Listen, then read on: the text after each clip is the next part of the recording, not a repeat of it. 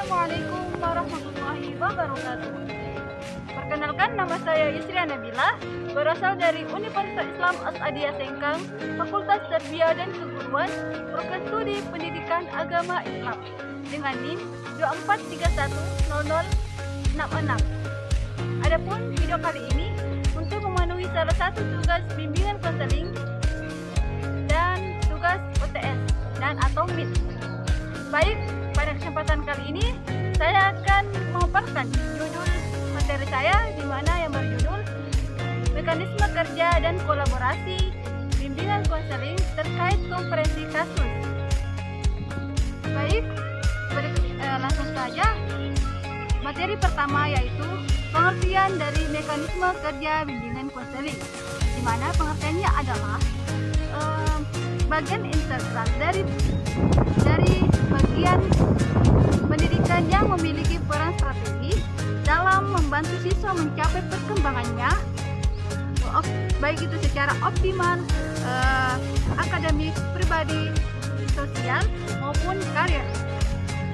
Secara akademik, mekanisme kerja dapat dipahami sebagai serangkaian langkah sistematis, terstruktur dan berkeseimbangan yang dilakukan konselor untuk memenuhi atau memberikan layanan konseling secara profesional.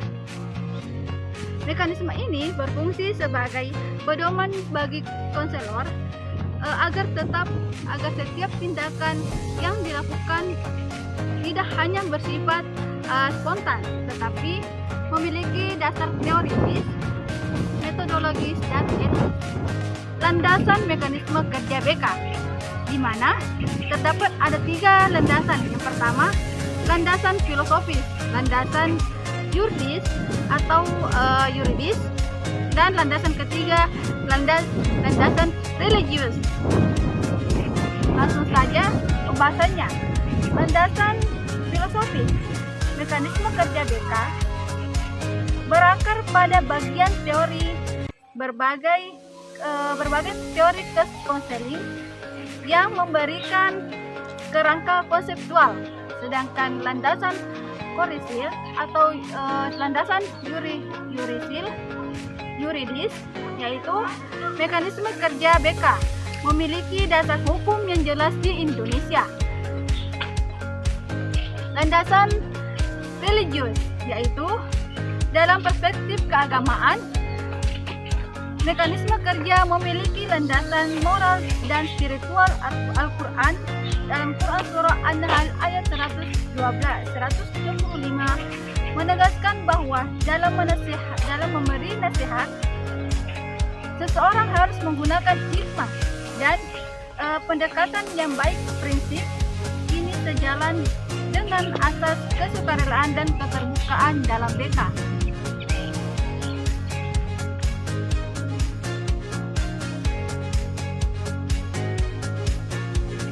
Baik, kita lanjut pada bagian ketiga, yaitu landasan mekanisme kerja BK, di mana dalam praktiknya mekanisme ini mencakup identifikasi masalah, pengumpulan data, analisis, perumusan alternatif solusi, pelaksanaan intervensi, hingga evaluasi.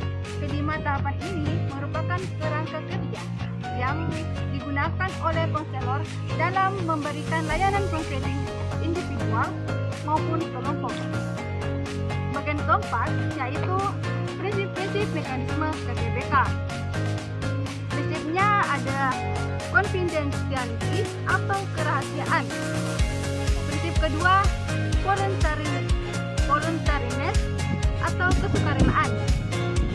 Ketiga, openness atau keterbukaan. Keempat, ada competence atau kompetensi. Dan yang terakhir, ada integration atau keterpaduan. Dan bagian kelima yaitu kolaborasi dalam mekanisme kerja BK, di mana kolaborasi merupakan elemen penting dalam mekanisme kerja BK. Guru berperan sebagai fasilitator utama, sementara wali kelas dan guru hybrid guru mata pelajaran memberikan informasi tentang perilaku dan prestasi siswa. Kepala sekolah mendukung dari sisi kebijakan dan orang tua mendampingi anak di rumah. Kita lanjut ke pembahasan 6 atau bagian 6, di mana tadi kasus implementasi kerja BK. Implementasi mekanisme BK, di mana meneliti mekanisme kerja BK di SMA Negeri 3, SMA Negeri 3 Bukit Tinggi dalam mengatasi learning loss akibat pandemi. Konselor melakukan identifikasi masalah, diagnosis penyebab, kemudian menyusun prognosis berupa program konseling kelompok, motivasi belajar, dan konferensi kasus dengan orang tua. Hasilnya menunjukkan adanya peningkatan motivasi, kehadiran, dan prestasi akademik siswa. Kita lanjut bagian ke-7, yaitu etika dan dilema praktis, di mana terdapat beberapa poin. Yang pertama, kerahasiaan; kedua, konflik peran; ketiga, beban kerja. Kita lanjut ke bagian 8, yaitu monitoring dan evaluasi. Monitoring dilakukan untuk memastikan intervensi berjalan sesuai rencana, dan evaluasi dilakukan secara berkala, baik itu 4 minggu, 8 minggu, 12 minggu, hingga per semester.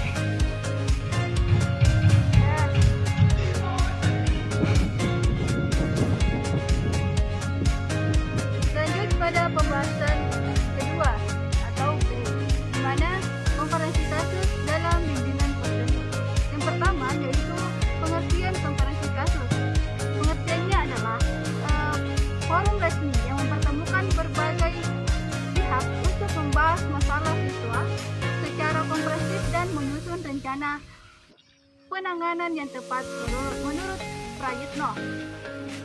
Konferensi kasus merupakan layanan responsif dalam BK yang melibatkan guru BK, wali kelas, guru mata pelajaran, kepala sekolah, orang tua, dan bila perlu tetangga ahli eksternal. Kedua, jenis-jenis konferensi kasus, di mana konferensi kasus ini dalam bimbingan konseling dapat dibagi menjadi 3 jenis, yaitu konferensi kasus internal, konferensi kasus eksternal, dan konferensi kasus kolaborasi. Yang ketiga, proses pelaksanaan, di mana proses pelaksanaan konferensi kasus biasanya diawali dengan persiapan data, yaitu pengumpulan informasi tentang siswa yang akan dibahas. Keempat, prinsip-prinsip konferensi kasus. Ada 5 prinsip-prinsipnya, yaitu kerahasiaan, objektivitas, kolaborasi, keterfokusan, dan keadilan. Bagian kelima yaitu studi kasus implementasi. Berbagai studi kasus yang dilakukan di berbagai sekolah menunjukkan bahwa konferensi kasus merupakan metode yang efektif dalam menyelesaikan permasalahan siswa dan mendukung keberhasilan pendidikan mereka. Yang keenam yaitu tantangan dalam konferensi kasus, yaitu dalam pelaksanaan konferensi kasus, misalnya kayak keterbatasan waktu, rendahnya partisipasi orang tua, atau kurangnya koordinasi antara pihak sekolah. Tantangan lain yaitu rendahnya partisipasi orang tua, guru, perbedaan persepsi antara guru, pelanggaran kerahasiaan. Solusinya adalah meningkatkan keterampilan komunikasi konselor, memanfaatkan teknologi rapat daring. Ketujuh atau bagian ketujuh, inovasi di era digital dan relevansinya dengan pendidikan karakter, yaitu inovasi dalam era digital memberikan peluang besar untuk meningkatkan efektivitas layanan bimbingan konseling, salah satunya melalui pelaksanaan konferensi kasus secara hybrid atau Sistem komparasi kasus yang sebelumnya terbatas pada pertemuan tatap muka ini dapat diperluas dengan memanfaatkan teknologi, memungkinkan para pihak yang terlibat seperti orang tua, guru, dan konselor untuk bergabung dalam forum meskipun terpisah oleh jarak.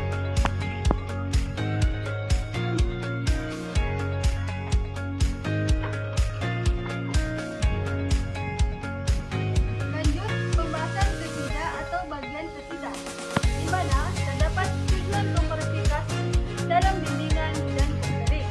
Terdapat 6 tujuan, terdiri dari yang pertama tujuan umum, di mana tujuan umum dalam komparasi kasus membantu siswa memperoleh penyelesaian masalah secara komprehensif melalui kolaborasi berpihak. Kedua, tujuan kasus, di mana meliputi menyatukan persepsi antara pihak, merupakan tanggung jawab masing-masing, merumuskan rencana tindak lanjut. Dengan demikian, intervensi dapat dijalankan bersama-sama. Ketiga atau tujuan ketiga yaitu edukatif, di mana komparasi kasus juga bersifat edukatif karena mendidik siswa untuk terbuka, bertanggung jawab, dan menerima masukan. Tujuan keempat yaitu preventif atau preventif, di mana forum ini juga memiliki tujuan preventif, mencegah masalah berkembang menjadi besar. Tujuan kelima yaitu kuratif dan rehabilitatif, di mana komparasi kasus berfungsi sebagai forum kualitatif untuk mengatasi masalah.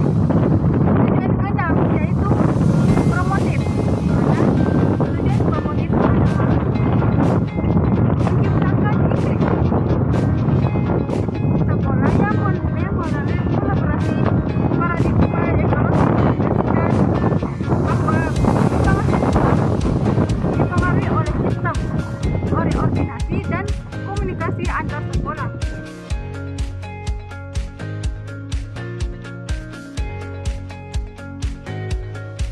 Lanjut pada bagian D, yaitu proses pelaksanaan komparasi kasus dalam bimbingan konseling, di mana proses perencanaan komparasi kasus ini tidak dapat dipisahkan dari aktivitas pengumpulan data awal yang komprehensif. Data awal biasanya berupa laporan guru mengenai perilaku siswa di kelas, catatan kehadiran, hasil akademik, serta catatan pelanggaran jika ada. Data ini menjadi bukti objektif bahwa siswa memang mengalami masalah yang memerlukan perhatian khusus.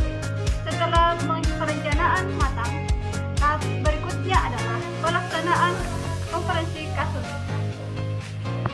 Pada tahap ini, konselor berperan sebagai fasilitator utama.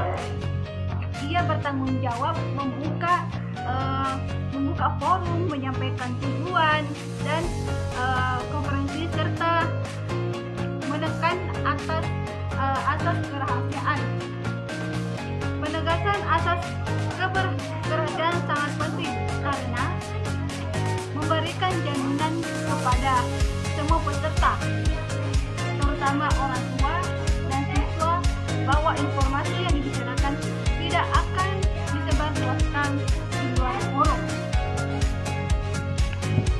Baik, sekian dari pemaparan materi saya. Mungkin itu saja yang bisa saya sampaikan.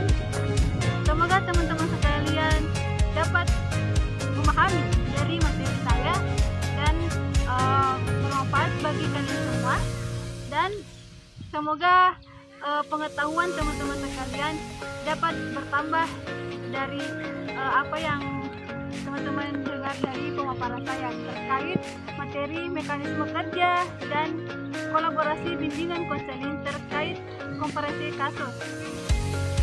Itulah tadi yang bisa saya sampaikan, kurang lebihnya mohon dimaafkan.